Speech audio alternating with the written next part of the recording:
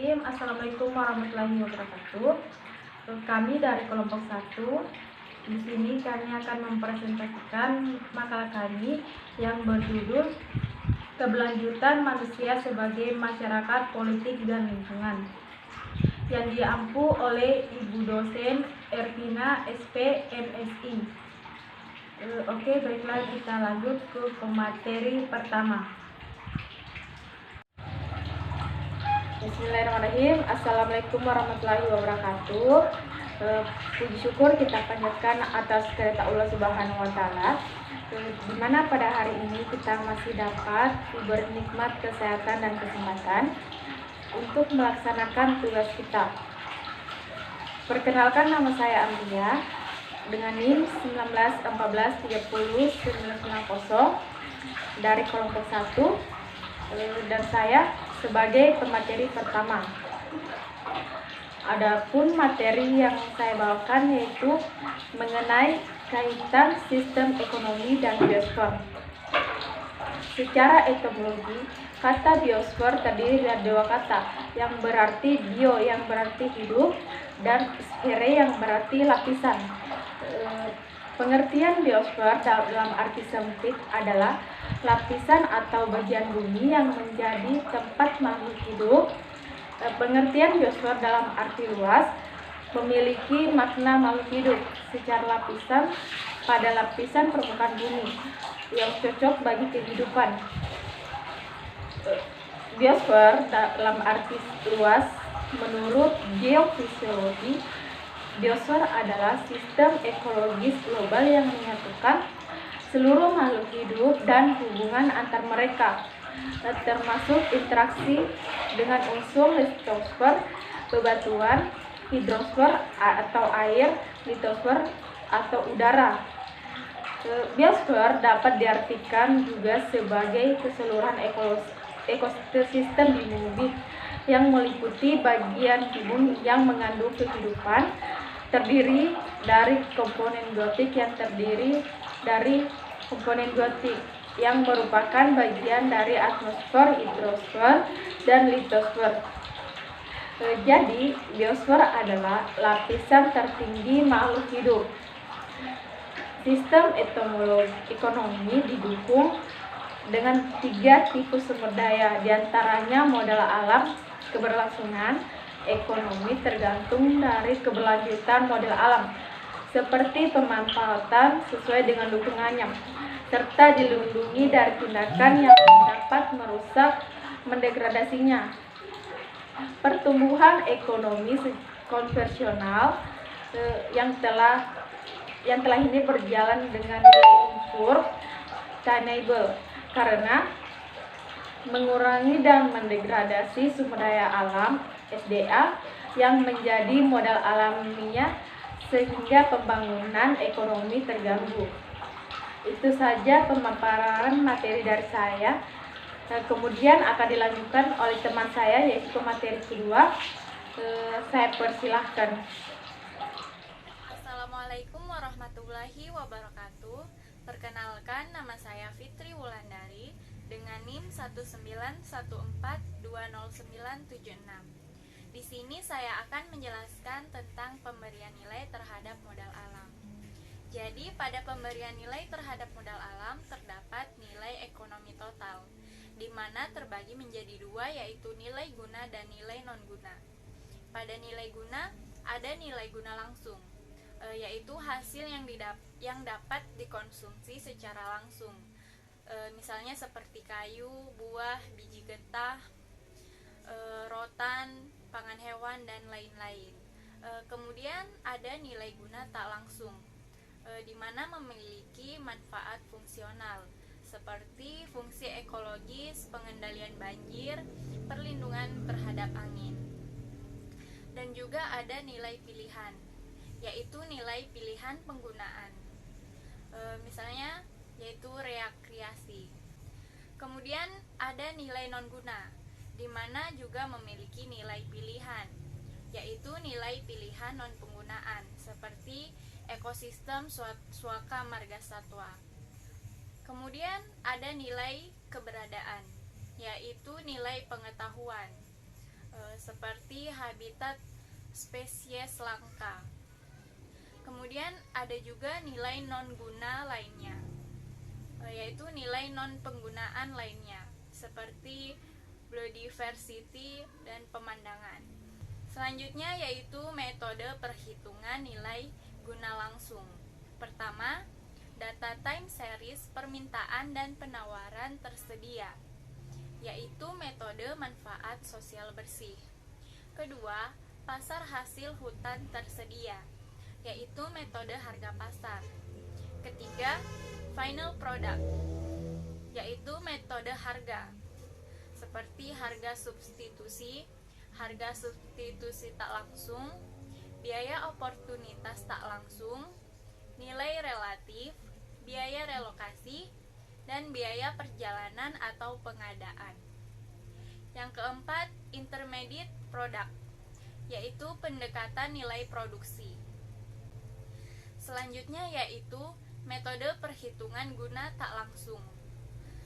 Pertama, yaitu hutan memiliki fungsi perlindungan aset, yaitu metode perlindungan aset, seperti biaya penggantian, biaya rehabilitasi, nilai kehilangan produksi, dan biaya pembangunan. Kedua, yaitu nilai hutan dapat direplikasikan dengan nilai properti lain, yaitu metode harga hedonik. Ketiga, ekosistem hutan berfungsi untuk mendukung produksi, yaitu metode nilai produksi. Keempat, ada harga pasar untuk barang yang memiliki fungsi sama, yaitu metode harga produksi. Kelima, fungsi atau atribut hutan tidak berkaitan dengan transaksi komersial atau substitusi, yaitu metode kontingensi. Itulah yang dapat saya jelaskan tentang pemberian nilai terhadap modal alam. Kurang dan lebihnya mohon dimaafkan. Sekian dan terima kasih. Bismillahirrahmanirrahim. Assalamualaikum warahmatullahi wabarakatuh. Saya Samsifar dari Program Studi Pendidikan Biologi semester 3 angkatan 2019 Universitas 19 November Kolaka. Di sini saya akan mempresentasikan materi tentang penggunaan perangkat ekonomi dalam menangani masalah lingkungan. Yang pertama yaitu upaya melestarikan lingkungan hidup. Pemerintah berkewajiban untuk mengembangkan kesadaran masyarakat akan pentingnya untuk menjaga, merawat, melindungi, serta melestarikan lingkungan hidup. Dan upaya ini dapat dilakukan pemerintah melalui penyuluhan, bimbingan, dan pendidikan, serta penelitian tentang lingkungan.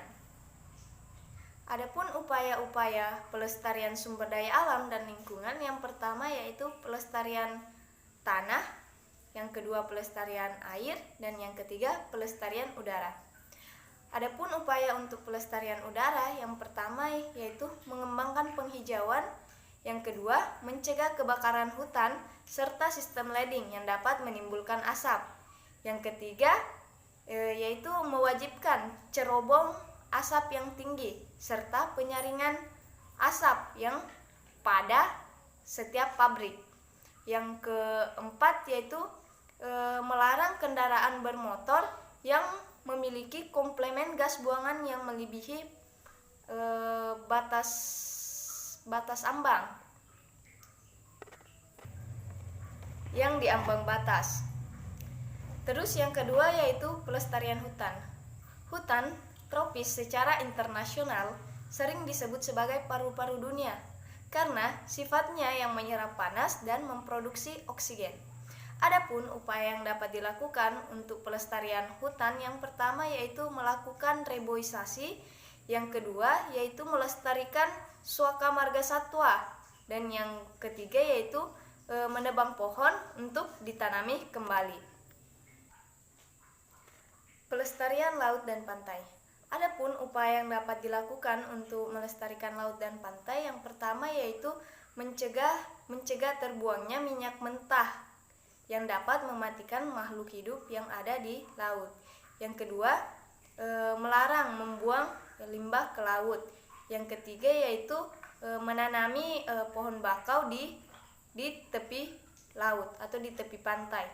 Dan yang keempat yaitu melarang tindakan illegal fishing atau penangkapan ikan dilakukan dengan bahan peledak. Dan yang keempat yaitu pelestarian flora dan fauna.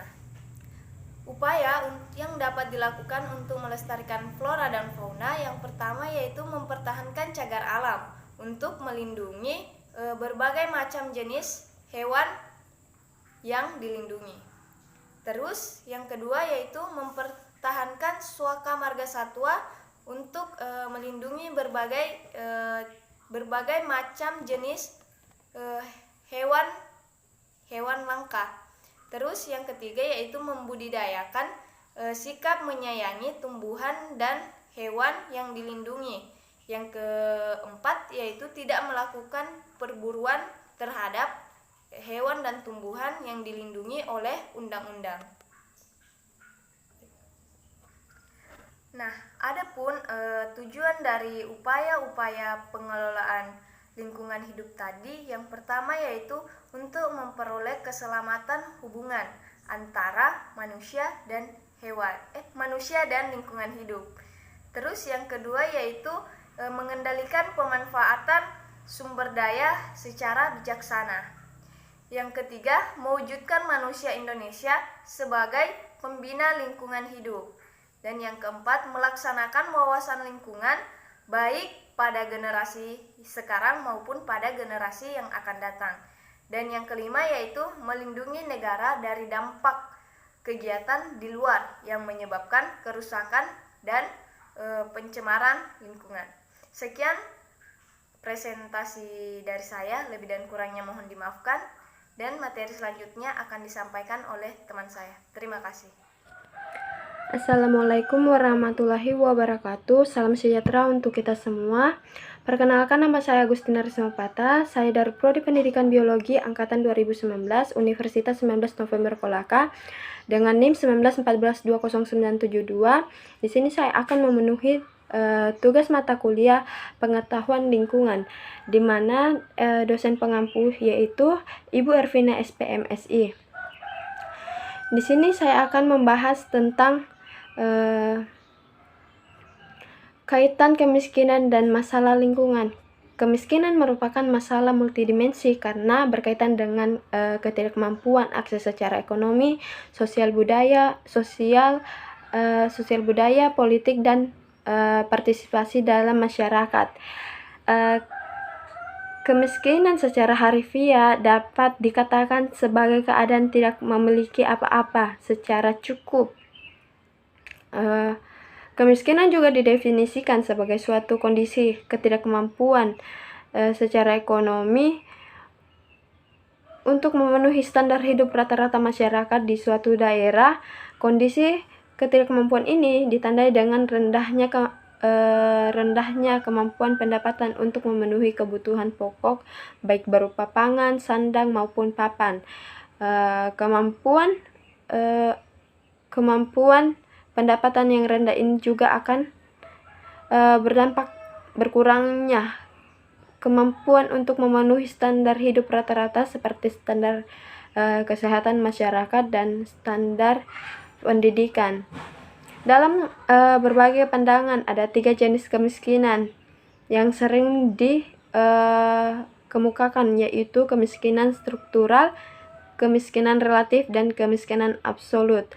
Di mana kemiskinan struktural adalah kemiskinan yang diderita oleh satu golongan masyarakat karena struktur sosial masyarakat tersebut tidak mampu memanfaatkan sumber-sumber pendapatan yang sebenarnya tersedia bagi mereka. Terus yang kedua, kemiskinan relatif, di mana kemiskinan relatif merupakan kondisi kemiskinan karena pengaruh kebijakan pembangunan yang belum mampu menjangkau seluruh lapisan masyarakat sehingga menyebabkan ketimpangan distribusi pendapatan. Sementara yang ketiga, kemiskinan absolut adalah apabila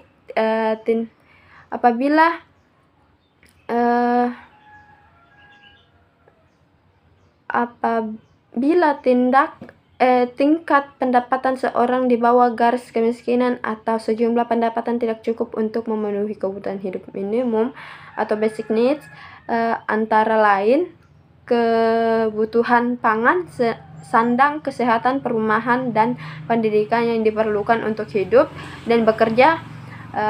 Bentuk-bentuk kemiskinan yang ada serta berbagai ragam faktor penyebabnya tentunya sangat mempengaruhi rumusan kebijakan yang dibuat.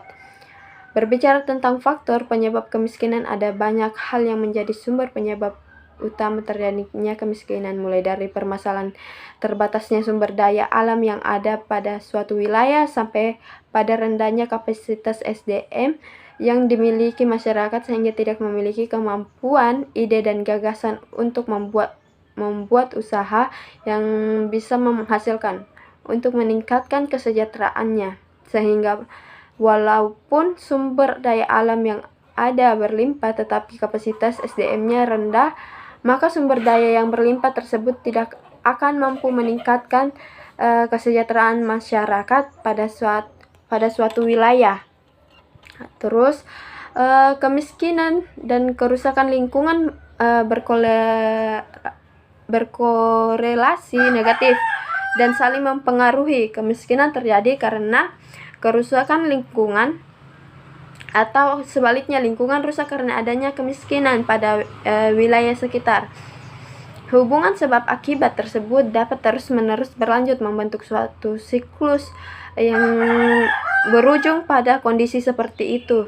Kemiskinan akan semakin parah dan lingkungan semakin rusak. Semakin lama kondisi itu berlangsung, semakin kronis keadaannya, sehingga status kemiskinan berubah secara tidak linear dari miskin ke lebih miskin dan akhirnya miskin sekali atau sangat miskin. Demikian pula kecenderungan yang sama juga terjadi pada kerusakan lingkungan. Hal ini ditandai dengan aktivitas dan kehidupan manusia yang melebihi kapasitas alam. Manusia yang miskin untuk bertahan hidup karena tidak memiliki pilihan lain melakukan pemanfaatan SDA yang berlebihan melampaui daya dukung dari sumber daya alam yang ada. Tingkat kemiskinan juga dapat semakin parah karena seluruh aset yang semula menjadi sumber untuk mendapatkan penghasilan sudah tidak ada lagi, sehingga dampak pada tidak adanya pendapatan di ujung-ujungnya juga bisa meningkatkan jumlah dan kedalaman kemiskinan masyarakat. Dari sisi akses masyarakat, terdapat pelayanan publik seperti sarana kesehatan, sarana pendidikan, serta akses ke sarana ekonomi seperti pasar dan perbankan. Jika juga mengalami hambatan sebagai akibat dari bencana banjir yang biasa juga merusak infrastruktur jalan, jembatan, perkantoran, puskesmas, sekolah, dan lain sebagainya. Hal ini juga menjadi pelengkap dari semakin beratnya beban penduduk miskin karena juga mendapatkan akses ke sarana pelayanan publik tersebut harus nambah biaya akibat kerusakan infrastruktur dan harus menjangkau lokasi pelayanan publik yang lebih jauh. Itulah penyebab kerusakan sumber daya lahan, yaitu banjir bandang yang terjadi sebagai akibat dari perusakan kawasan hutan atau menjadi lahan pertanian, juga menyebabkan kerusakan pada infrastruktur dan perumahan penduduk yang berada di bawahnya. Sekian materi yang saya jelaskan, lebih dan kurangnya mohon dimaafkan. Sekian dan terima kasih.